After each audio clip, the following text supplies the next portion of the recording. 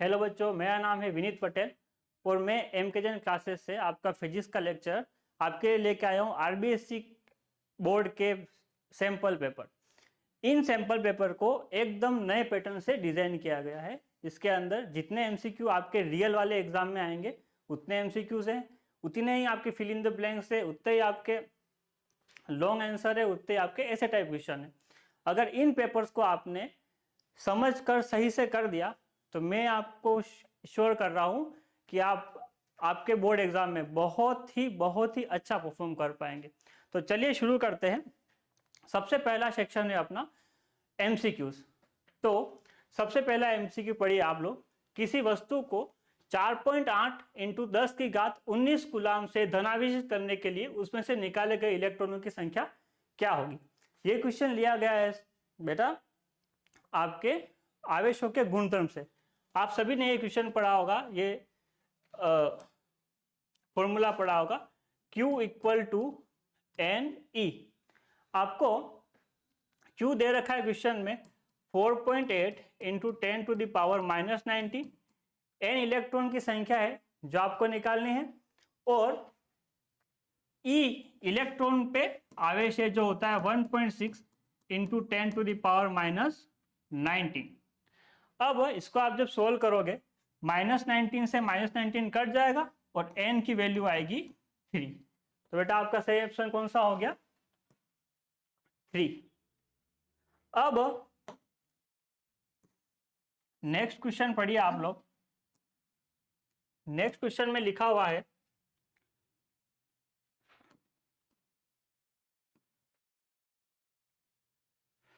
एक विद्युत क्षेत्र में किसी बिंदु पर विभव का मान 200 वोल्ट है, तो एक इलेक्ट्रॉन को वहां ले जाने में कितना कार्य करना होगा।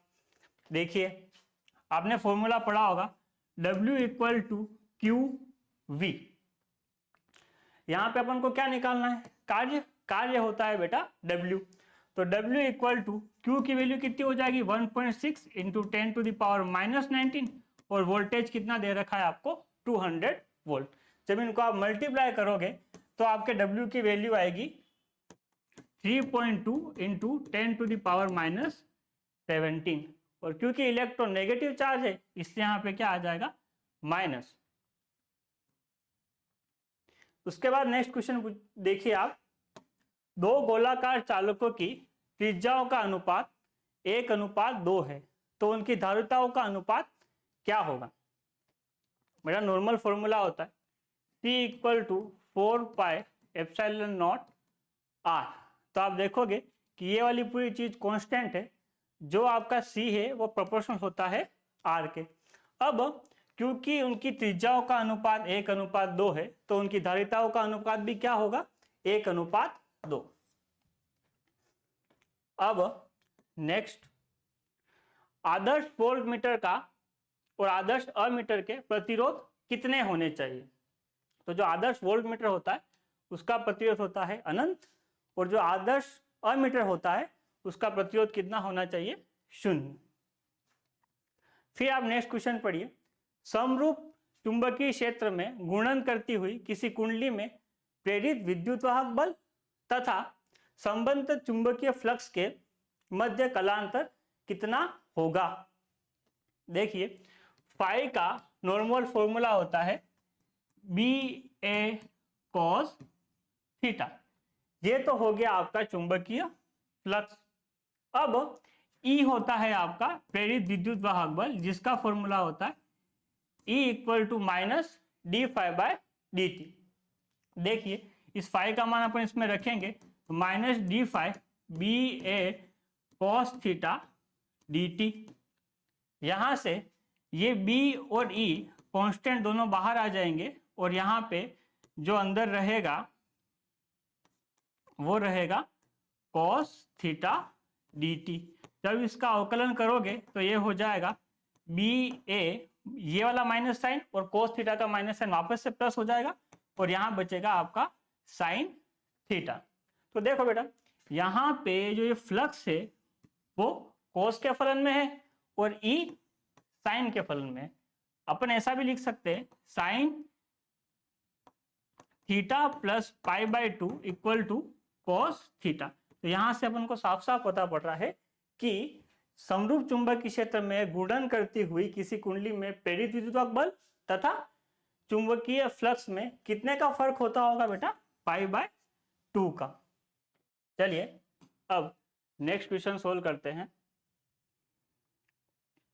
नेक्स्ट क्वेश्चन में लिखा हुआ है श्रेणी एलसीआर परिपथ में अनुनाद की स्थिति में धारिता C इक्वल टू 1 माइक्रोफेरेड और L equal to 1 micro henry है, तो आवृत्ति का मान कितने हर्ट्ज होगा।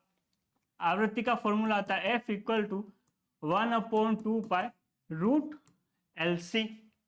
तो F equal to 1/2 pi, L का मान देखो बेटा कितना आ रहा है, L का मान दे रखा है 1 माइक्रो हेनरी, तो 1 इंटू 10⁻⁻6 और C की वैल्यू कितनी दे रखी है 1 इंटू 10⁻⁻6, तो ये F हो जाएगा 1/2 इंटू 10⁻⁻12। इसको जब आप सोल्व करेंगे तो ये आएगा 1/2 पाई इंटू 10⁻⁻6, इसको आप ऊपर ले जाओगे तो F आ जाएगा 10⁻6/2 पाई।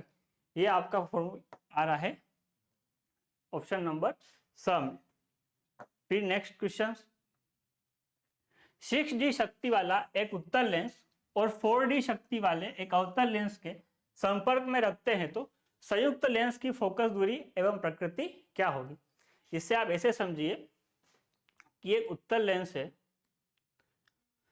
जिसकी शक्ति दे रखी है आपको 6D और एक अवतल लेंस है जिसकी शक्ति दे रखी है आपको -4D। तो बेटा इसी से समझना कि अगर यहाँ प्लस लिखा हुआ है तो उत्तल लेंस की पावर होगी और अगर माइनस लिखा हुआ है तो वो अवतल लेंस की पावर होगी।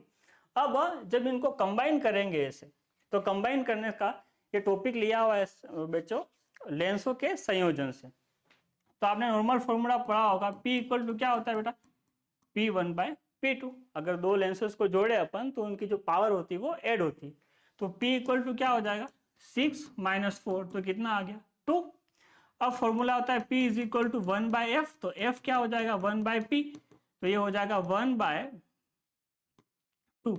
यहाँ पे 1 जो लिखा हुआ है बेटा मीटर में लिखा हुआ है, तो इसको जब आप कन्वर्ट करोगे तो ये हो जाएगा आपका 50 सेंटीमीटर। और इसके आगे साइन क्या आया बेटा प्लस आया, तो प्लस मैंने भी बताया था वो किसका होता है उत्तल का, और आपका आंसर क्या हो गया 50 सेंटीमीटर। नेक्स्ट क्वेश्चन पढ़िए, संयुक्त सूक्ष्मदर्शी में अंतिम प्रतिबिंब बनता है। आपको 4 ऑप्शंस दे रखे हैं।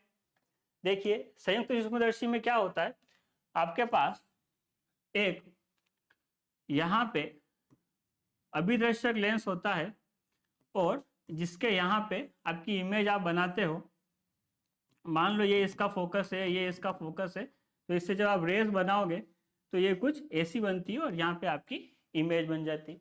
ये वाली इमेज होती है आपकी वास्तविक और उल्टी। अब यहाँ पे जो नेत्रक लगा होता है, इस नेत्रक का काम होता है इस इमेज को और ज्यादा बड़ा करना। अब ये जब ज्यादा बड़ा कब होगा, जब आपकी ये वाली इमेज इस वाले लेंस के फोकस और ऑप्टिकल सेंटर के बीच में आ जाए। मान लो कि ये इसका ऑप्टिकल सेंटर है, अब जब यहाँ से आप इमेज बनाओगे ये इसके फोकस से होके निकलेगी ऐसे, तो ये वाली जो इमेज बनती है वो ऐसे आगे की तरफ बनती है, और ये वाली इमेज होती है आपकी काल्पनिक, बहुत बड़ी और उल्टी। तो काल्पनिक को यहाँ लिखा हुआ है आभासी एवं उल्टी। इसके लिए आपको इसका पूरा डेरिवेशन आना चाहिए, मगर आप ऐसे भी याद रखोगे तो आपको इससे हेल्प मिलेगी। उसके बाद नेक्स्ट क्वेश्चन देखिए, लिखा हुआ है यंग द्विस्लिट प्रयोग में यदि दो भिन्न भिन्न तरंगदैर्ध्य का प्रकाश प्रयुक्त किया जाता है तो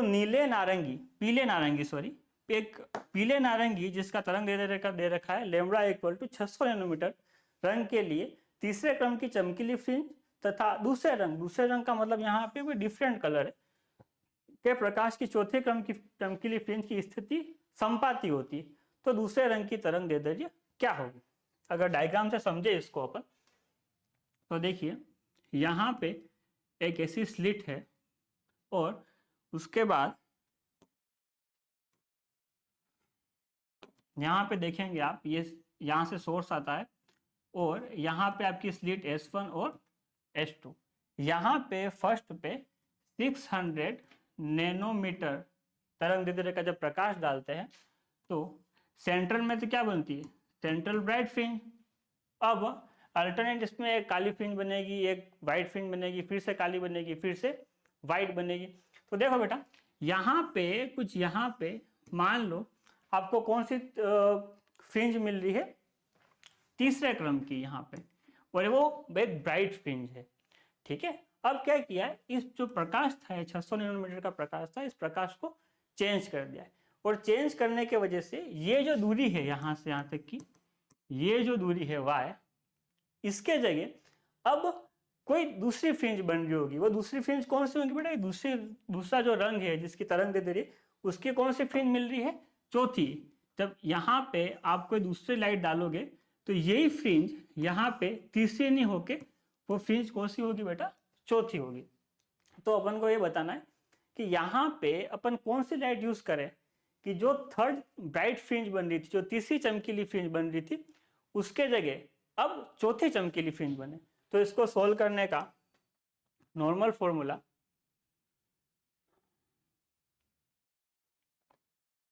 देखिए, y इक्वल टू फॉर्मूला होता है lambda capital D n upon small d, जहां पे लेमड़ा होता है तरंग दैर्ध्य, कैपिटल D होता है आपके पर्दे और स्लिट के बीच की दूरी, लेमड़ा होता है आपकी तरंग दैर्ध्य, n होता है फ्रिंजों की संख्या, और स्मॉल d होता है वो जो दोनों स्लिट होती है उनके बीच की दूरी। तो यहां से अपन को साफ पता पड़ रहा है कि देखो, ये S1 ये S2 दोनों फ्रिंजें यहाँ बन रही थी, ये डिस्टेंस कितनी थी y, ये y डिस्टेंस दोनों के लिए सेम थी। अब y डिस्टेंस दोनों के लिए सेम है तो ये फॉर्मूला अपन दोनों के लिए यूज कर सकते हैं। तो फॉर्मूले में जो वैल्यू यूज करेंगे अपन, तो ये क्या हो जाएगा, λ1 d n1 upon small d और λ2 d n2 upon small d। Capital D और स्मॉल d क्यों नहीं चेंज किया, क्योंकि ना तो दोनों पर्दे और फ्रिंज के बीच में डिस्टेंस अपन ने कम करी है, नहीं दोनों सीटों के बीच में डिस्टेंस कम करी है। तो यहाँ से ये दोनों खत्म हो जाएंगे। और उसके बाद आप देखो λ1 कितना है, 600 नैनोमीटर, और फ्रिंज कितनी थी वहाँ पे, थर्ड। और जो नई वेवलेंथ है जो अपन को यूज करनी है उसके जगह लिख रहा हूँ लेमड़ा, और वहाँ पे कौन सी फ्रिंज बन रही है बेटा, चौथी फ्रिंज बन रही। तो यहाँ से lambda equal to 600 into 3 upon 4। जब इसको सोल्व करोगे तो ये आएगा आपके 450। चलिए नेक्स्ट क्वेश्चन करते हैं हम। 10 इलेक्ट्रॉन वोल्ट गतिज ऊर्जा के एक इलेक्ट्रॉन से संबंध डी ब्रोगली तरंग दैर्ध्य है। इसका फॉर्मूला क्या होता है, lambda equal to 1.47 angstrom upon root V. अब देखिए बेटा, आपको वोल्टेज कितना दे रखा है, 10 इलेक्ट्रॉन वोल्ट, तो lambda equal to under root 10। जब इसको सोल्व करते हैं तो ये आता है अप्रॉक्स 3.18। 12.47 से आप डिवाइड करके 3.1 से डिवाइड करोगे तो आंसर आएगा लगभग आपका लेमड़ा इक्वल टू 3.9 एंगस्ट्रॉम। अब नेक्स्ट क्वेश्चन, हाइड्रोजन के लिए लघुत्तम एवं अधिकतम तरंग दैर्ध्य क्रमशः है। आपको बेटा लाइमन श्रेणी के लिए ये पूछा गया है। तो लाइमन श्रेणी कहाँ होती है बेटा, ये हो गया आपका बेटा नाभिक, नाभिक से ये जो n इक्वल टू 1 ये है, यहाँ पे अगर कोई इलेक्ट्रॉन आके रुके तो उसको बोलते हैं बेटा अपन लाइमन श्रेणी। तो कहाँ कहाँ से इलेक्ट्रॉन आ सकते हैं अधिकतम और न्यूनतम तरंग दैर्ध्य के लिए, अगर कोई इलेक्ट्रॉन सेकंड से पहली कक्षा में आए तब तो वो अधिकतम तरंग दैर्ध्य होगा, और सबसे इनफाइनाइट से अगर फर्स्ट में आए तो वो हो जाएगा लघुत्तम तरंग दैर्ध्य। इसका नॉर्मल फॉर्मूला होता है 1 upon lambda is equal to r 1 upon n1 square minus 1 upon n2 square. अब देखिए बेटा, यहाँ पे r रिडबर्ग नियतांक है, n1 वो कक्षा है जहां से इलेक्ट्रॉन यहाँ पे आया है, और n2 वो कक्षा है जहां से इलेक्ट्रॉन आ रहा होता है। आर का मान होता है अप्रोक्स 1.097 इंटू 10⁻7। इसको आप इस तरीके से याद रखो 1/r की वैल्यू, तो ये ऑलमोस्ट होती है बेटा 908 908। अब देखिए इसको अपन सोल्व करते हैं।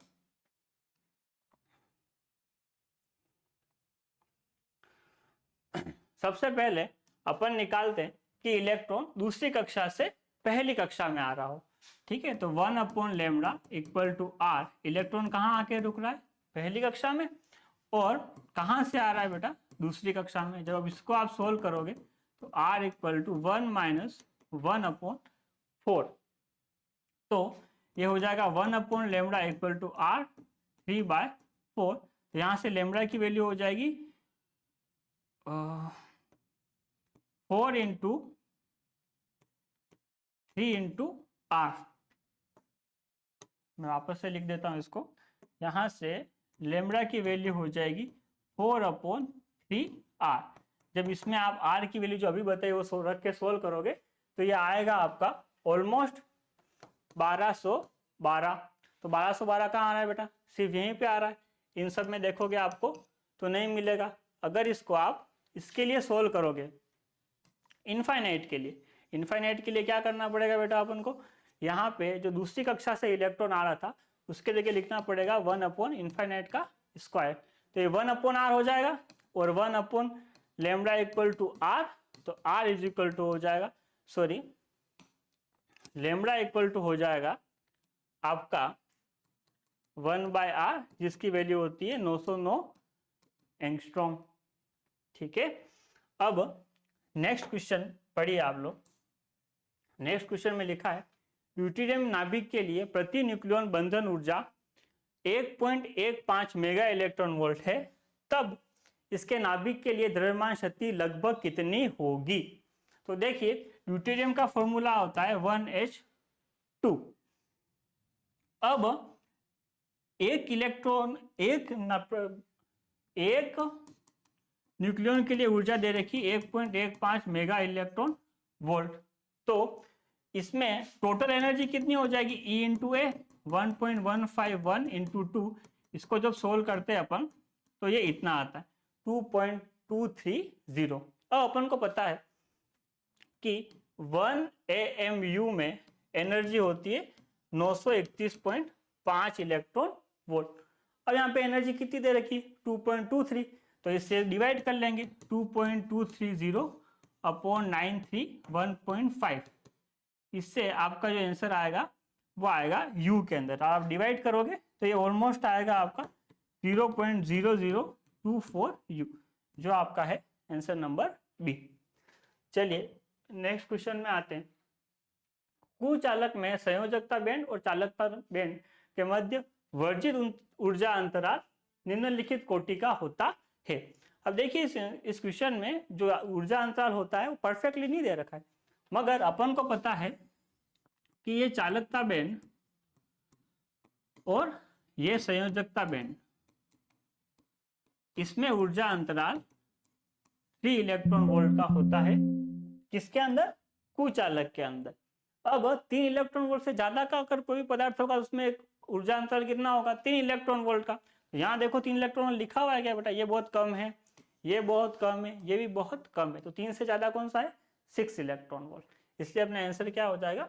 6 इलेक्ट्रॉन वोल्ट।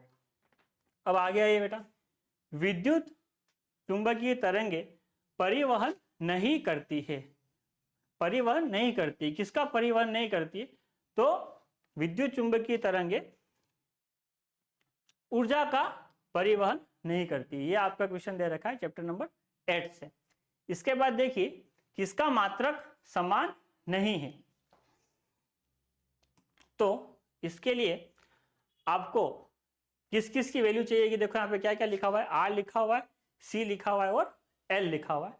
तो इन सब के लिए अपन R की वैल्यू निकालते हैं। तो R की वैल्यू कहाँ से निकाल सकते हैं? V is equal to IR। ठीक है, तो यहाँ से R क्या हो जाएगा? V upon I। तो इसका मात्रक क्या हो जाएगा? Volt upon ampere. उसके बाद आपको क्या चाहिए बेटा? L चाहिए। तो L का फॉर्मूला होता है L equal to E equal to L D I by D T. तो यहाँ से एल हो जाएगा आपका E into D T by D I, तो ये हो जाएगा आपका volt into time into ampere. इसी प्रकार से जब आप सी के लिए निकालोगे तो सी का होता है बेटा I D V by D T, तो इसका मात्रक हो जाएगा ampere into volt upon time. अब आप इन चारों ऑप्शनों में एल सी आर इन सब की वैल्यू जब रखोगे और इसको सोल्व करोगे तो आपको पता पड़ेगा कि ये जो ए है 1/√LC, इसकी जो मात्रक है वो समान नहीं होगा। और ये नॉर्मल फॉर्मूला भी होता है आपका ओमेगा इक्वल टू 1/√LC, तो इसकी जो मात्रक है वो बराबर नहीं होता है। लास्ट क्वेश्चन देखिए आपके एमसीक्यू का, चुंबकीय आघूर्ण का मात्रक क्या है? चुंबकीय आघूर्ण का मात्रक होता है B इज इक्वल टू, जो बी आंसर है आपका वेबर अपॉन मीटर स्क्वायर। अब इस पेपर का दूसरा भाग, रिक्त स्थानों की पूर्ति कीजिए। लिखा हुआ है चुंबकन क्षेत्र की तीव्रता का एसआई मात्रक क्या है? बेटा इसका एसआई मात्रक होता है एम्पियर अपॉन मीटर। फिर दूसरा क्वेश्चन पढ़िए, ध्रुवणीय वह घटनाएं जो बताती है कि प्रकाश की तरंगे प्रकृति की है। देखो अब जब इस क्वेश्चन को सोल्व करोगे तो आपको पता है कि उसने ये तो पूछ लिया कि प्रकृति है, मतलब आपको तरंगे की प्रकृति बतानी। अब तरंगों की कितनी प्रकृति होती है? अनुप्रस्थ और अनुदैर्ध्य। तो ये जो घटना है ध्रुवण वाली, वो आपकी बताती है कि प्रकाश की जो प्रकृति है वो कैसी है बेटा? अनुप्रस्थ प्रकृति की है। नेक्स्ट क्वेश्चन, विद्युत विभव का मात्रक क्या होता है? विद्युत विभव का मात्रक होता है बेटा जूल अपॉन कूलाम। इसको आप इस फॉर्मूले से भी सोल्व कर सकते हो, W equal to Q V. तो V इक्वल टू क्या हो जाएगा बेटा? W upon Q. W का मात्रक होता है जूल और Q का होता है कूलाम। नेक्स्ट क्वेश्चन, किसी स्थान पर भौगोलिक याम्योत्तर तथा चुंबकीय याम्योत्तर के बीच कोण को कहते हैं? क्या कहते हैं बेटा? दिक्पात कोण कहते हैं। इसको दिक्पात कोण कहते हैं। चलिए आगे क्वेश्चन करते हैं। प्रेरित विद्युत वाहक बल की दिशा डैश डैश डैश नियम से ज्ञात की जा सकती है। प्रेरित विद्युत वाहक बल की दिशा बेटा लेंज के नियम से ज्ञात की जाती है। उसके बाद विद्युत बल रेखा की दिशा डैश डैश डैश की दिशा में होती है, अतः इस दिशा में विद्युत बल क्या होता है? तो देखो विद्युत बल की दिशा विद्युत क्षेत्र की दिशा में होती है। आपने फॉर्मूला पढ़ा होगा F equal to Q E. इसमें E और F दोनों ही सदिश होते हैं, तो जिस दिशा में E होगा उसी दिशा में F होगा। और जैसे जैसे अपन विद्युत क्षेत्र की दिशा में जाते हैं आपका विभव घटता है। आपका V का फॉर्मूला है V इज इक्वल टू के क्यू बाय आर। तो जैसे जैसे R की वैल्यू बढ़ेगी V की वैल्यू कम होगी।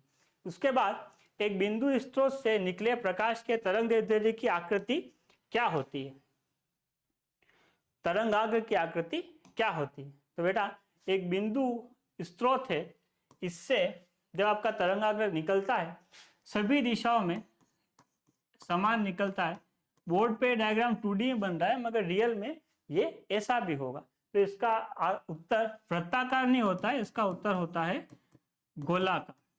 अब किसी कुंडली, यहाँ कुंडल लिखा हुआ, यहाँ किसी कुंडली के स्वप्रेरण गुणांक का सूत्र क्या होता है? तो स्वप्रेरण का सूत्र E equal to L D I by D T. यहाँ से L का सूत्र क्या हो जाएगा बेटा? E D I by D T. तो यहाँ आपको लिखना है L equal to E D I by D T. इसके बाद नेक्स्ट क्वेश्चन पढ़िए, किसी तरंगाग्र पर स्थित किन्हीं दो बिंदुओं के बीच कलांतर कितना होता है? उनके बीच कलांतर होता है बेटा 0, क्योंकि तरंगाग्र कहते ही उन बिंदुओं को हैं जिनके बीच में कलांतर 0 होता है। अब नेक्स्ट क्वेश्चन पढ़िए, किसी चालक द्वारा विद्युत आवेश ग्रहण करने की क्षमता उसकी कहलाती है। ये क्वेश्चन सेकंड चैप्टर से, वो उसकी धारिता कहलाती है। कोई चालक अपने ऊपर कितने आवेश को ले सकता है, इस गुण को उसकी धारिता कहते हैं। अब इस पेपर का नेक्स्ट टॉपिक, निम्न प्रश्नों के उत्तर एक पंक्ति में दीजिए। इसमें आपको उत्तर सिर्फ एक पंक्ति के अंदर देने हैं। आप ज़्यादा भी लिखते हैं उसके कोई एक्स्ट्रा मार्क्स नहीं है, मगर कोशिश कीजिए कि वो एक लाइन में लिख सके। जैसे क्वेश्चन है, एक परीक्षण आवेश को Q = 1 विद्युत द्विध्रुव की मध्यवर्ती अक्ष के अनुदिश एक ऐसी 1 सेंटीमीटर ले जाने में कितना कार्य करना होगा। तो अगर समझे अपन इसको, तो एक द्विध्रुव है -Q और +Q, तो इसके निरक्ष पे आप किसी पॉइंट को मान लो यहाँ से यहाँ तक लेके गए तो कितना कार्य करना होगा। तो फॉर्मूला होता है W = QV। अब देखो पॉइंट नंबर 1 और पॉइंट नंबर 2 दोनों ही जगहों का विभव क्या होगा, शून्य होगा। क्यों शून्य होगा? ये जो माइनस वाला आवेश है वो विभव को कम कर रहा होगा और ये जो प्लस वाला आवेश है वो विभव को बढ़ा रहा होगा। और यहाँ से यहाँ की दूरी देखो बेटा बराबर है, तो इन दोनों आवेश की वजह से यहाँ पे विभव कितना हो जाएगा, शून्य। और इसी प्रकार यहाँ से यहाँ की दूरी भी क्या है, सेम। तो पॉइंट नंबर 1 और पॉइंट नंबर 2 दोनों का विभव शून्य होगा। अब क्योंकि विभव शून्य है तो कार्य भी कितना हो जाएगा, शून्य। तो इसका आंसर है आपका 0। मगर क्योंकि ये एक लाइन में आपको आंसर देना है तो आपको पूरा सोल्व नहीं करना, आपको सिर्फ एक लाइन में ऐसा लिख देना है कि इसका कार्य कितना होगा बेटा, शून्य होगा।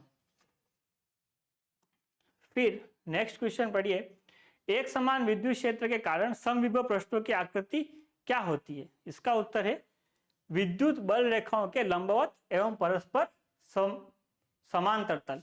देखिए जैसे कि कोई ये आवेश है, इससे ऐसी विद्युत क्षेत्र रेखाएं निकल रही है, तो यहाँ पे और यहाँ पे ये जो पृष्ठ बने हैं ये आपके, ये दोनों क्या हो जाएंगे, समविभव पृष्ठ। यहाँ के इस पूरे पृष्ठ का विभव क्या होगा, समान, और इस वाले का भी क्या होगा, समान। तो एक समान विद्युत क्षेत्र के कारण समविभव की पृष्ठों की आकृति कैसी होती है, लंबवत और परस्पर समांतर। ये तो हो गया आपका लंबवत और ये दोनों हो गए आपस में समांतर। अब एक चालक तार में धारा प्रवाह करने पर उसमें कितना आवेश होता है। तो बेटा देखो जैसे ये एक तार है, इसके अंदर I धारा प्रवाहित हो रही है, तो जितना आवेश इसके अंदर जा रहा है उतना ही आवेश इसके बाहर आ रहा है, तो इसके अंदर टोटल आवेश कितना होता है, 0। अब इतनी पूरी बात आप समझा के नहीं समझा के आप सीधा 0 भी लिख देते तो आपका आंसर सही था। तरंगाग्र के लंबवत रेखा किस दिशा को व्यक्त करती है। आपने बेटा ये वाला डेरिवेशन किया होगा कि अपन ऐसे तरंगाग्र लाते हैं एक ऐसा, और ये यहाँ से टकराता है बेटा, तो ये आपका तरंगाग्र होता है उसके अंदर, और उसके लंबवत ये क्या होती है बेटा, तरंग संचरण की दिशा होती है, या आप ऐसा भी लिख सकते हो कि एक तरंग होती है। नेक्स्ट क्वेश्चन, किसी कुंडली में प्रेरित धारा किन किन बातों पर निर्भर करती है। तो प्रेरित धारा किन किन पे करती है बेटा, कुंडली में फेरों की संख्या पे, कुंडली के प्रतिरोध पे, और कुंडली में फ्लक्स परिवर्तन की दर पे निर्भर करती है। विस्थापन धारा किसके कारण उत्पन्न होती है। बेटा ये है आपके चैप्टर नंबर 8 का क्वेश्चन। विस्थापन धारा विद्युत क्षेत्र में समय के साथ परिवर्तन के कारण उत्पन्न होती है। अनुचुंबकीय पदार्थ के कोई 2 उदाहरण लिखिए। जैसे 1 नंबर का क्वेश्चन है तो आपका आधा प्लस आधा हो जाएगा, क्योंकि यहाँ पे 2 लिखा हुआ है इन्होंने। तो कौन कौन से है बेटा, कॉपर क्लोराइड और मैग्नीज डाइऑक्साइड। अब नेक्स्ट क्वेश्चन, 3 कारकों के नाम लिखिए जिन पर कुंडली का स्वप्रेरण गुणांक निर्भर करता है। तो जो स्वप्रेरण गुणांक होता है, एक तो कुंडली के अनुप्रस्थ काट पे करता है, अनुप्रस्थ काट जितना ज्यादा होगा वायर का एरिया उतना ज्यादा होगा, एरिया इतना ज्यादा होगा तो आपका स्वप्रेरण गुणांक भी उतना ज्यादा होगा। दूसरी क्या है बेटा, ये फेरों की संख्या, फेर जितने ज्यादा होगा उतना ज्यादा फ्लक्स होगा, और फ्लक्स ज्यादा होगा स्वप्रेरण गुणांक भी उसका ज्यादा होगा। कुंडली के अंदर रखी क्रोड की चुंबकशीलता। चलिए नेक्स्ट क्वेश्चन। अब ये आ गए आपके दीर्घ उत्तरीय प्रश्न। दीर्घ उत्तरीय प्रश्न बेटा आपके 1.5 नंबर के आएंगे। और देखिए 1.5 नंबर का कोई क्वेश्चन ऐसा नहीं होता है कि उसमें क्या आप पता नहीं पड़ता है उसमें कितना लिखें। जैसे 1.5 नंबर का क्वेश्चन है तो आप ये मान के चलिए कि आपको उसके अंदर 2 नंबर का लिखना ही लिखना है। रियल में क्वेश्चन 2 नंबर का होता है। अब अगर 1.5 नंबर का हो गया है तो आपको उसको समझिए क्वांटिटी कम नहीं करनी है, आपको उतनी ही लिखनी है। जैसे एक व्हीटस्टोन ब्रिज में PQRS, PQR और ये S प्रतिरोध है, जिनका मान क्रमशः 4 ओम, 6 ओम, 8 ओम और 6 ओम में R के साथ कितने ओम का प्रतिरोध लगाएं कि ब्रिज संतुलित हो जाए। अभी ये जो ब्रिज है वो संतुलित नहीं है। तो देखिए बेटा, इसका सॉल्यूशन पूरा यहाँ पे करा हुआ है, मगर आप शॉर्ट में देखो तो आपको इतना पता होना चाहिए कि इन दोनों का अगर मल्टीप्लाई करें और इन दोनों का मल्टीप्लाई करें तो दोनों ही इक्वल आने चाहिए। तो इन दोनों का जब अपन मल्टीप्लाई करते हैं तो ये होता है 4 × 6 इक्वल टू 6 × r। तो जब इनको आप मल्टीप्लाई करते हैं 6 से 6 कट जाता है, r की वैल्यू कितनी होती है 4। मतलब इसको संतुलित करने के लिए ये वाला जो रेजिस्टेंस है वो होना चाहिए आपका 4, मगर अभी ये कितना है बेटा 8। तो यहाँ लिखा है कि इस R के साथ कितने ओम का प्रतिरोध लगाएं कि ये संतुलित हो जाए। तो बेटा आपको 4 बनाना है तो आप नॉर्मल अगर ये वाला फॉर्मूला देखो, इसके समांतर क्रम में अगर अपन एक रेजिस्टेंस जोड़ दे 1/R equal to 1/R1 plus 1/R2, इस फॉर्मूले में जब ये R1 और R2 दोनों इक्वल होते हैं तो ये फॉर्मूला हो जाता है 1/R इक्वल टू 2/R या फिर R इक्वल टू R/N। तो देखिए अब इस 8 ओम को आपको 4 ओम बनाना है, इस 8 ओम को आपको 4 ओम बनाना है। कहाँ से पता पड़ा बेटा अपन को? इस संतुलित अवस्था से। तो ये वाला अभी पहले से ही 8 ओम का रेजिस्टेंस है, इसके अगर समांतर क्रम में आप एक और 8 को जोड़ दोगे तो R इक्वल टू हो जाएगा R/N, यहाँ पे R/2 या फिर 8/2। तो आपका आंसर कितना हो जाएगा 4। कहने का मतलब ये वाला जो पहले से यहाँ पे जो 8 ओम रेजिस्टेंस जुड़ा हुआ था, इसके साथ आपको समांतर में एक 8 ओम और जोड़ना है, जिससे ये 4 ओम का हो जाएगा और ये व्हीटस्टोन ब्रिज संतुलित हो जाएगा। चलिए नेक्स्ट क्वेश्चन, अनुनाद की स्थिति में परिपथ की प्रतिबाधा पूर्णतः प्रतिरोधीय होती है। ये आंसर है आपका बेटा अनुनाद की शर्तों का। सेकंड देखो, शर्त क्या होनी चाहिए? अनुनाद की स्थिति में धारा तथा वोल्टता एक ही दिशा में होते हैं, अर्थात कलांतर कितना हो जाएगा 0। अनुनाद की स्थिति में शक्ति गुणांक का मान अधिकतम अर्थात 1 के बराबर होता है। नेक्स्ट देखो, अनुनाद की स्थिति में परिपथ में कुल प्रतिघात का मान 0 होता है, अनुनाद की स्थिति में प्रतिघात बाधा का मान 0 होता है। नेक्स्ट क्वेश्चन, LCR श्रेणी अनुनाद परिपथ में प्रत्यावर्ती धारा का आवृत्ति के साथ परिवर्तन दर्शाने वाला वक्र खींचिए एवं बैंड चौड़ाई का सूत्र लिखिए। तो इस क्वेश्चन का नंबर डिवाइडेशन कितना हो जाएगा 1 + ½ 1 नंबर का तो ये आपको ये ग्राफ बनाना है जो आपको पहले लिखा हुआ है, और ½ नंबर का ये सूत्र लिखना है। ये सूत्र होता है बेटा यहाँ से यहाँ तक की आवृत्ति का, ये होती है आपकी F1, ये होती है आपकी F2, इन दोनों के अंतर को अपन बैंड चौड़ाई कहते हैं। चलिए नेक्स्ट क्वेश्चन, 20 सेंटीमीटर वक्र त्रिज्या वाले अवतल दर्पण के सामने इसके ध्रुव से 15 सेंटीमीटर दूरी पर रखी वस्तु के प्रतिबिंब की स्थिति तथा प्रकृति ज्ञात कीजिए। अब अपन को दे रखा है बेटा एक अवतल दर्पण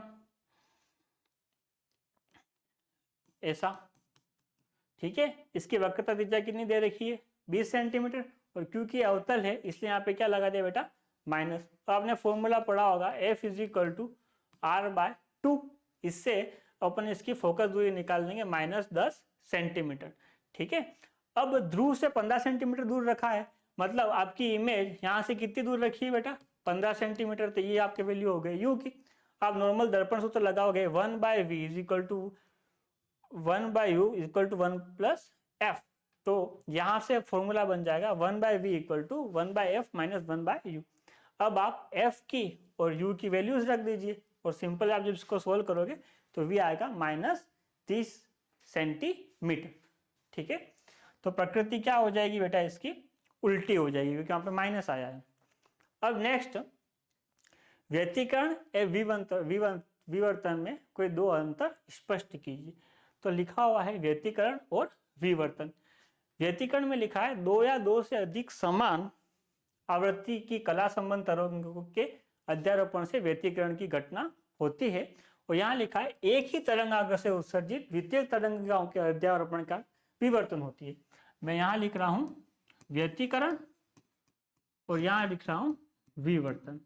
देखो व्यतिकरण में 2 स्लिट होती है S1 और S2, और इनसे जाने वाली तरंगों के कारण वहां पे फ्रिंजेस बनती है। जबकि विवर्तन में क्या होता है, एक बड़ी सी फ्रिंज होती है जिसकी दूरी अपन कितनी मारते हैं बेटा ए मानते हैं।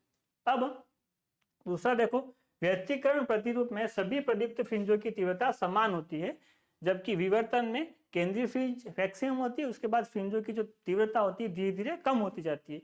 जब अपन तीव्रता का ग्राफ व्यतिकरण के लिए बनाते तो कुछ ऐसा आता है, हर एक की तीव्रता एकदम एक समान होती है, जबकि विवर्तन में जो सेंट्रल ब्राइट फ्रिंज होती है उसकी तीव्रता एकदम अधिकतम होती है, और जैसे जैसे अपन फ्रिंज की दूरी पे आगे बढ़ते रहते हैं ये तीव्रता धीरे धीरे कम होती रहती है। चलिए नेक्स्ट क्वेश्चन, कार्यफलन को परिभाषित कीजिए। एक धातु पर 5 इलेक्ट्रॉन वोल्ट के फोटोन को डालने पर उत्सर्जित फोटो इलेक्ट्रॉन ने निरोधी विभव का मान 3.2 वोल्ट है, तो धातु का कार्यफलन क्या है? देखिए बेटा, एक धातु है जिसका कार्यफलन अपन को निकालना है। यहां से जो फोटोन आ रहे हैं आपके, पर एक फोटोन की जो एनर्जी है वो है 5 इलेक्ट्रॉन वोल्ट। अब 5 इलेक्ट्रॉन वोल्ट का फोटोन यहाँ से टकराएगा, कुछ एनर्जी धातु एब्जॉर्ब कर लेगी और बाकी बची हुई एनर्जी का इलेक्ट्रॉन वहां से बाहर निकल जाएगा। तो इलेक्ट्रॉन कितने का बाहर निकल रहा है बेटा? यहाँ से 3.2 का। तो देखो यहां से जो एनर्जी आ रही है ई, उसमें से कुछ भाग तो धातु खा जाती है और कुछ का इलेक्ट्रॉन निकल जाता है। जो इलेक्ट्रॉन की मैक्सिमम एनर्जी है, तो अपन को क्या निकालना है बेटा? 5। तो हो जाएगा ई माइनस के मैक्सिमम। ई माइनस के मैक्सिमम करोगे तो कितना आ जाएगा? 1.8 इलेक्ट्रॉन वोल्ट। चलिए नेक्स्ट क्वेश्चन, किसी चालक का प्रतिरोध किन किन बातों पर निर्भर करता है? हम जानते हैं सूत्र R = ml/ne²/AT। तो इनमें से, क्योंकि 1.5 नंबर का क्वेश्चन है, आप कोई भी 3 भी लिख देंगे तो भी आपका क्वेश्चन सही हो जाएगा। देखो, एक तो चालक की लंबाई पर, लंबाई जितनी ज्यादा होगी प्रतिरोध उतना ज्यादा होगा। एक होता है उसके अनुप्रस्थ काट पर, अनुप्रस्थ काट जितना ज्यादा होगा प्रतिरोध उतना कम होगा। और तीसरा है चालक में मुक्त इलेक्ट्रॉन के घनत्व पर, मुक्त इलेक्ट्रॉन जितने ज्यादा होंगे उसकी चालकता, उसकी कंडक्टिविटी उतनी ज्यादा होगी।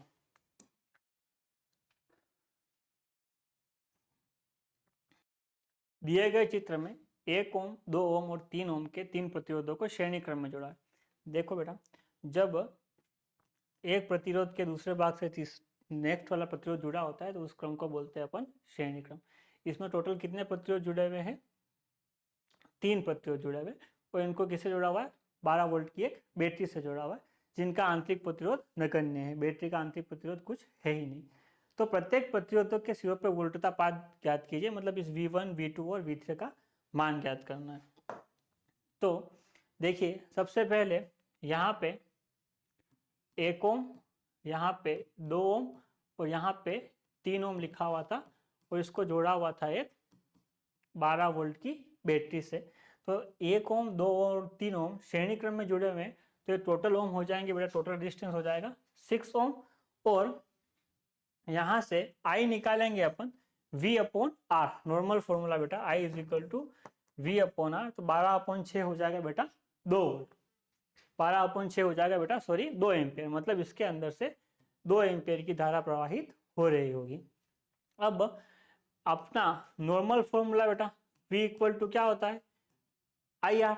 तो करंट कितना जा रहा है बेटा? 2 एम्पियर, और यहाँ का रेजिस्टेंस कितना है? 1। तो 2 × 1 हो जाएगा 2 वोल्ट, 2 × 2 हो जाएगा 4 वोल्ट, और 2 × 3 हो जाएगा 6 वोल्ट। अब नेक्स्ट क्वेश्चन, एक संपूर्ण चक्र के लिए प्रत्यावर्ती धारा का औसत मान की गणना कीजिए। अगर नॉर्मली आप देखो तो एक प्रत्यावर्ती धारा के लिए एक पूरी साइकिल ये होती है, जिसके अंदर ये वाला भाग पॉजिटिव होता है, ये वाला भाग नेगेटिव होता है। तो बेटा एक पूरी साइकिल यहाँ से शुरू होती है और यहाँ पे खत्म होती है, तो ये वाला भाग इस वाले भाग को कैंसिल कर देता है, टोटल मान कितना हो जाता है? 0।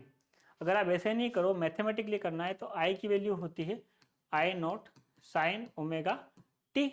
अब आपको क्या करना है? औसत निकालना है। तो औसत का सूत्र लिखोगे तो इसका समाकलन करके dt का भाग देना पड़ेगा, जैसा कि यहाँ लिखा हुआ है। अब इसमें I0 कांस्टेंट है तो कांस्टेंट बाहर आ जाएगा, और यहाँ पे समाकलन करेंगे। साइन ωt का समाकलन होता है माइनस cos ωt, और क्योंकि यहाँ पे ओमेगा लिखा हुआ है इसलिए ओमेगा से डिवाइड करना पड़ेगा। अब ओमेगा और टी को अपन ने बाहर ले लिया, एक बार रखेंगे अपर लिमिट, एक बार रखेंगे लोअर लिमिट। ओमेगा टी का मान होता है 2 पाई और 0 के जगह 0। cos 2 पाई की वैल्यू होती है 1 और cos 0 की वैल्यू होती है 1। 1 में से 1 माइनस होगा तो 0 होगा, और 0 का मल्टीप्लाई जब हम इससे करेंगे तो आपका जो टोटल मान है आई का मान कितना आ जाएगा, 0। चलिए नेक्स्ट क्वेश्चन। 10 माइक्रोफेरड का एक संधारित्र 220 वोल्ट और 50 हर्ट्ज स्रोत से जोड़ा गया है। परिपथ का संधारित्र प्रतिघात और इसमें प्रवाहित होने वाली धारा आरएमएस और शिखर का मान बताइए। फिर आगे लिखा हुआ है यदि आवृत्ति को दुगना कर दिया जाए तो संधारित्र प्रतिघात और धारा के मान का प्रभाव क्या होगा। तो देखिए सी का मान दे रखा है 50 माइक्रोफेरड, माइक्रो का मतलब होता है 10⁻⁻⁶। फ्रीक्वेंसी आवृत्ति दे रखी है आपको 50 हर्ट्ज और ई आरएमएस दे रखा है 220 वोल्ट। एक्सी का मान होता है 1/WC, तो यहाँ पे रखोगे आप 2πfc मान रख के जब आप मल्टीप्लाई करोगे तो XC का मान आ जाएगा आपका 212 ओम। धारा निकालनी है बेटा, तो धारा का formula V I equal to क्या लिखते हैं अपन, V/R। तो ये V जो है, जो वोल्टेज है वो यहाँ पे E दे रखा है और प्रतिघात कितना दे रखा है XC। इसको आप सोल्व करोगे तो आ जाएगा 1.04 एम्पियर। अब प्रकाशिक तंतुओं के बंडल का उपयोग किस प्रकार से किया जाता है। आपको पता होगा बेटा, प्रकाशिक तंतु में यहाँ पे क्लेड होता है, यहाँ पे क्लेडिंग होती है। इसका जो अपवर्तनांक होता है वो कम होता है, यहाँ का अपवर्तनांक ज़्यादा होता है। जब प्रकाश की किरण यहाँ से आती है उसका पूर्ण आंतरिक परावर्तन होता है और प्रकाश की तरंग ऐसे ही आगे चली जाती है। तो इसका यूज किस में होता है बेटा, इसका यूज होता है प्रकाशिक तंतुओं के बड़े पैमाने में विद्युत संकेत के प्रेषण में उचित ट्रांसड्यूसरों द्वारा प्रकाश में परिवर्तित कर लेते हैं और फिर उसका प्रेषण अधिकरण करते हैं। अल्टीमेटली ये जो संकेत होते हैं उनको भेजने के लिए काम आता है। और इसके साथ साथ मेडिकल यूज में ये आंतरिक अंगों को ग्रसिका, आमाशय तथा आंत्रों के दृश्य अवलोकन के लिए किया जाता है। Next question. यंग के द्विरेखा छिद्र प्रयोग में स्लिटों की दूरी D पर रखे पर्दे पर व्यतिकरण फ्रिंजें प्राप्त की जाती। बेटा कुछ ऐसा है, ये S1 ये S2, इन दोनों के बीच की दूरी d और इस पर्दे और इसकी दूरी D। ठीक है। यदि इस पर्दे और स्लिटों की ओर 5 × 10⁻² मीटर दूर विस्थापित कर दिया जाता है, मतलब ये वाला जो पर्दा है या तो इसको पास ले आओ या फिर इस वाले पर्दे को थोड़ा सा इसके पास ले आओ। कितना पास ले बेटा, 5 × 10⁻²। और फ्रिंज चौड़ाई में इतना परिवर्तन आ जाता है बेटा। यहाँ पे जो फ्रिंज बन रही होती है, जो इसकी चौड़ाई है, इस चौड़ाई के अंदर कितना परिवर्तन आ जाता है, 3 × 10⁻। यदि स्लिटों के बीच की दूरी, मतलब ये दोनों जो स्लिट है उनकी दूरी कितनी है, 10⁻³ मीटर। तो जो तरंग दैर्ध्य यहाँ का जो प्रकाश का यूज कर रहे हैं वो आपको ज्ञात करना है। तो बेटा फॉर्मूला होता है बीटा = D λ/d। तो ये तो वो वाली फ्रिंज की चौड़ाई होगी जो पहले बन रही थी जब इस पर्दे को पास में नहीं खिसकाया था। बाद में फ्रिंज की चौड़ाई, तो यहाँ लिख दिया हमने बीटा डैश। अब लेमडा भी चेंज नहीं किया, d भी चेंज नहीं किया, सिर्फ क्या चेंज हुआ है, D। तो इसको लिख दिया D। इसको आप लिख दो समीकरण 1, इसको लिख दो समीकरण 2। समीकरण 1 में से 2 को घटाओगे तो आपकी ये समीकरण बन जाएगी। अब बीटा माइनस बीटा डैश आपको दे रखा है, ये D माइनस D डैश ये दे रखा है और d ये दे रखा है। जब आप सबको रख के इसको आप मल्टीप्लाई करोगे तो 5 और 3 हो जाएंगे 8, 8 में से 2 जाएगा तो हो जाएंगे 6, और इसको जब आप सोल्व करोगे तो आएगा आपका 6000 एंगस्ट्रॉम। Next question. एक कण का वेग x दिशा में तथा चुंबकीय क्षेत्र y दिशा में है तो इलेक्ट्रॉन और प्रोटॉन पर लगने वाले बल को ज्ञात करो। बेटा इसका फॉर्मूला जब आप अदिश रूप में लगते हो तो यह होता है आपका QVB, और सदिश रूप में लिखोगे तो ये हो जाएगा V×B। अब देखो कण का वेग v है आपका x दिशा में और चुंबकीय क्षेत्र है y दिशा में। ये आपको दे रखा है x और ये दे रखा है आपको y। अब फोर्स का फर्क सिर्फ इतना आएगा कि जो प्रोटॉन है उस प्रोटॉन पे तो चार्ज होता है आपका प्लस का और इलेक्ट्रॉन पे चार्ज होता है माइनस का। तो देखो ये जो v है x दिशा में, तो यहाँ लिख दिया I, इधर साइड भी लिखा है I। आपका चुंबकीय क्षेत्र किस दिशा में, y में, तो देखो यहाँ लिखा हुआ है J, यहाँ भी लिख दिया J। सिर्फ क्या फर्क है इलेक्ट्रॉन और प्रोटॉन का, तो यहाँ पे इलेक्ट्रॉन के माइनस आया है और प्रोटॉन का चार्ज इलेक्ट्रॉन के बराबर होता है, क्योंकि आवेश पॉजिटिव होता है, यहाँ पे क्या लिखा हुआ है प्लस। तो आई क्रॉस जे करोगे तो आपका आएगा के, और आई क्रॉस जे करोगे तो आएगा आपका के। चलिए नेक्स्ट क्वेश्चन, अनुनादी परिपथ किसे कहते हैं? ये क्वेश्चन बेटा आपके और में आएंगे, या तो ये कर लो या फिर वो वाले कर लो। तो आरएलसी परिपथ को जो अनुनादी परिपथ कहा जाता है, कहने का मतलब वो परिपथ जब आपके सर्किट में परिपथ में एल आर सी, ये आपका आर, ये आपका एल और ये आपका सी, तीनों ही प्रत्यावर्ती धारा स्रोत से जुड़े हुए हों, इस परिपथ को क्या कहते हैं बेटा अपन? अनुनादी परिपथ। मगर ये तब अनुनाद में होता नहीं है, ये अनुनाद में तब होता है जब इसको अपन अनुनादी आवृत्ति के अंदर लाते हैं, जब किसी लगाए गए प्रत्यावर्ती वोल्टेज के लिए उसमें अधिकतम विद्युत धारा प्रवाह होता है, तब उसको संभव होता है कि वह अनुनादी परिपथ बन जाए। बेटा अपन जेड का फॉर्मूला लिखते हैं R square plus X L minus X C का होल स्क्वायर। तो ये जेड मिनिमम कब होगा? जब ये एक्सएल और एक्ससी की वैल्यूज बराबर हो जाए और इन दोनों को माइनस करके ये क्या हो जाए? 0। जब प्रतिबाधा न्यूनतम होती है तो इस परिपथ को क्या कहते हैं बेटा? अपन अनुनादी परिपथ कहते हैं। नेक्स्ट, डी ब्रोगली तरंग द्रव्य तरंगों की परिकल्पना कीजिए, और इसी का अथवा का क्वेश्चन है आपका स्वर्ण पत्र विद्युदर्शी को समझाइए। बेटा डी ब्रोगली ने क्या बोला था कि अगर कोई तरंग कण के जैसे व्यवहार करती है तो एक कण भी तरंग के जैसे व्यवहार करना चाहिए। तो उसने बोला कि एक परिकल्पना प्रस्तुत की जिस प्रकार तरंगों के रूप में विकिरण ऊर्जा से कणों के लाक्षणिक गुणों का संबंध होना पाया जाता है, उसी प्रकार तरंग भी कण की प्रॉपर्टी शो करने चाहिए। तो उसका सूत्र है lambda equal to H by T. देखिए लैम्ब्डा गुण है तरंगों का और पी संवेग गुण है कणों का। तो ये जो समीकरण है तरंग की प्रकृति और कण की प्रकृति, इन दोनों को मिक्स करती है। फिर नेक्स्ट क्वेश्चन है आपका बेटा स्वर्ण पत्र विद्युदर्शी को समझाइए। स्वर्ण पत्र विद्युदर्शी में क्या होता है बेटा? एक कांच की बोतल होती है, उसको अंदर से उसके अंदर से हवा निकाल देते हैं और इसको कर देते हैं बेटा भूसंपर्कित। भूसंपर्कित करने से क्या होता है? इसके ऊपर का जो भी आवेश है वो सब कहाँ चला जाता है? जमीन में, जिससे इसके ऊपर कोई भी आवेश नहीं रहता है। जब इसके पास अपन कोई ऐसी छड़ लाते हैं और उस छड़ को यहाँ से अपन टच करा देते हैं तो आवेश इस धातु की प्लेट से होता हुआ इस स्वर्ण पत्रों पे चला जाता है। जब इन स्वर्ण पत्रों पे जाता है, इन पे जब आवेश आता है तो देखो जो आवेश इस छड़ पे होगा वही यहाँ पे जाएगा। तो जैसे ये आपकी ये दोनों प्लेटें थी, इन पे वही आवेश बटेगा। तो जैसे इन पे आवेश बटेगा ये दोनों क्या होगी? एक दूसरे से दूर जाएगी। तो इस पे जितना आवेश ज्यादा आवेश होगा उतनी ज्यादा ये दूर आएगी। इस प्रकार स्वर्ण पत्र विद्युदर्शी किसी भी वस्तु पे कितना आवेश है ये देखने के काम आती। फिर नेक्स्ट क्वेश्चन, बोर प्रतिरोध की कमियां लिखिए। अब क्योंकि ये 3 नंबर का क्वेश्चन है, आप कोई 3 भी लिख दोगे तो आपका काम हो जाएगा। मैंने आपको सारी बता रखी। जैसे देखो बोर का सिद्धांत एक इलेक्ट्रॉन वाले परमाणु की व्याख्या कर सकता है, मगर रियल में तो ये परमाणु सिर्फ एक इलेक्ट्रॉन वाले नहीं होते, बहुत ज्यादा इलेक्ट्रॉन वाले भी होते हैं, एक का तो सिर्फ एक ही होता है। इस सिद्धांत में नाभिक को स्थिर माना गया है, मगर रियल में नाभिक स्थिर नहीं होता है। इसमें इलेक्ट्रॉन की कक्षाएं वृत्ताकार मानी गई है, जबकि रियल में ये दीर्घ वृत्ताकार होती है। इसके आधार पर स्पेक्ट्रम में रेखाओं की तीव्रता की व्याख्या नहीं की जा सकती कि वो जो तीव्रता है वो उसकी इंटेंसिटी ज्यादा है, कम है, कम क्यों हो रही है, ज्यादा क्यों हो रही है।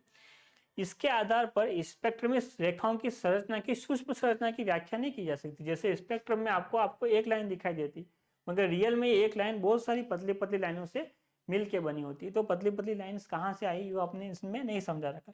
इसमें जीमान प्रभाव और स्टार प्रभाव को भी नहीं समझा रखा है। नेक्स्ट क्वेश्चन, हाइड्रोजन परमाणु के एक फोटोन अवशोषित करता है जो इलेक्ट्रॉन को n=4 तक उत्तेजित कर देता है। तो फोटोन की तरंग दैर्ध्य क्या होगी? फिर से बेटा वही सूत्र जो अपन थोड़ी देर पहले पढ़ा था, 1/λ=r 1/n1² - 1/n2²। तो इलेक्ट्रॉन कहाँ आके रुका है बेटा? 1 में कहाँ से आ रहा था? 4 से। इसको अपन जब सोल्व करेंगे तो लैम्डा इक्वल है 16/15 × r। r का मान बेटे बैठाया था 1/098 × 10⁻⁷। जब इसको आप सोल्व करोगे तो आपकी लेमड़ा की वैल्यू आएगी 0.9724 इंटू 10⁻⁻7 मीटर। आपको सूत्र पता है C is equal to mu lambda, यहाँ से म्यू की वैल्यू हो जाएगी C अपॉन लेमड़ा। जब इसको सोल्व करोगे आप तो 3.1 इंटू 10⁻⁻15। अब बेटा आ जाता है आपके निबंधात्मक प्रश्न। निबंधात्मक प्रश्न भी आपके अथवा में आएंगे, 4 नंबर के आएंगे, 2 निबंधात्मक प्रश्न आएंगे। इससे फर्स्ट क्वेश्चन है, दैनिक जीवन में अपवर्तन के निम्न घटनाओं को उदाहरण सहित समझाइए। जैसे फर्स्ट है, सूर्य का सूर्योदय से पूर्व और सूर्यास्त के पश्चात दिखाई देना। तो देखो ये पृथ्वी है और पृथ्वी के चारों तरफ यहाँ पे आपकी गैसेस होती है, पर्यावरण होता है, वातावरण होता है, और यहाँ पे आपका निर्वात होता है ना। यहाँ पे आपका सूरज है। अब जब सूरज से किरणें निर्वात से इस माध्यम में आती है जहाँ पे आपके विभिन्न गैसें हैं, ऑक्सीजन है, नाइट्रोजन है, कार्बन डाइऑक्साइड है, तो ये वाला माध्यम सघन होता है, ये वाला माध्यम विरल होता है। तो जब किरण यहाँ से यहाँ तक आ रही होती है तो ये विरल माध्यम से सघन माध्यम में जाती है, तो अभिलंब के ओर मुड़ जाती है। जब इसको आप पीछे की तरफ मिलाओगे तो ये आपको यहाँ दिखाई देगा।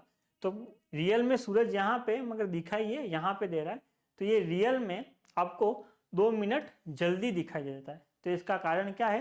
प्रकाश का अपवर्तन।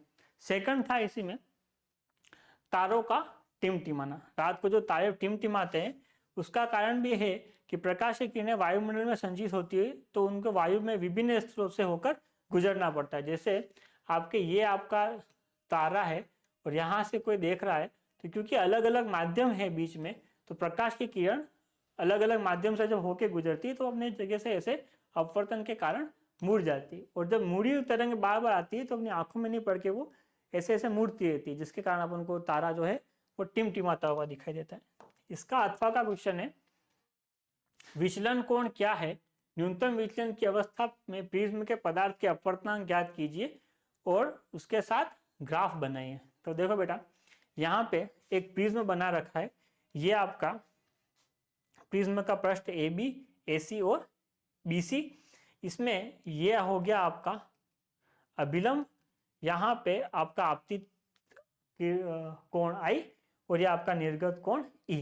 अब आपको एक चतुर्भुज दिखाई दे रहा है AQNE, जिसको यहाँ R लिखा हुआ है। इसमें आप A + QNR करोगे तो वो होगा 180 डिग्री। और जो नीचे की तरफ ये त्रिभुज बना रखा है, इस त्रिभुज QNR में देखोगे तो R1 + R2 और QNR भी कितना होता है? 180।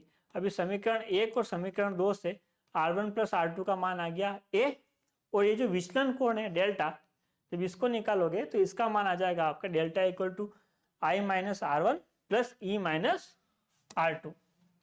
जब इसको यहाँ से आप A निकालोगे तो ये हो जाएगा A + delta is equal to E + I।